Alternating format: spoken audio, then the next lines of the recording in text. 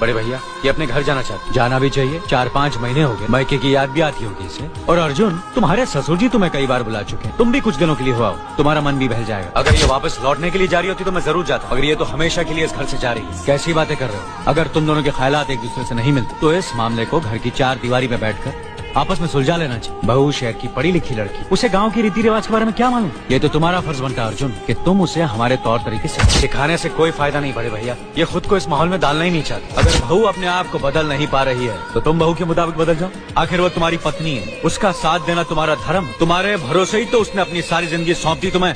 अर्जुन, मेरे दर पर तुम तड़प उठे क्योंकि हम दोनों एक ही माँ की संतान, खून का रिश्ता है हमारा। मगर पत्नी का नाता उससे कहीं ज्यादा गहरा होता है क्योंकि वो पराये घर से आकर अपनों से कहीं ज्यादा अपनी हो जाती है। पति शरीर है तो पत्नी उसकी आत्मा है। पत्नी ही पति के जीवन को सही अर्थ देती है, उसे कामयाब बनाती। पत्नी के बगैर पति बेजान और बेमानी हो जाए। अगर आज तुम अपनी पत्नी को हमेशा के लिए उसके मैके छोड़ाओगे तो ये गाँव, ये समाज क्या कहेगा हमारे बारे में? न्याय के सिंहासन पर बैठकर जो लोगों के अच्छे बुरे का फैसला करता है, अगर उसी के घर में नाइंसाफी होगी तो लोग हंसेंगे हम पर।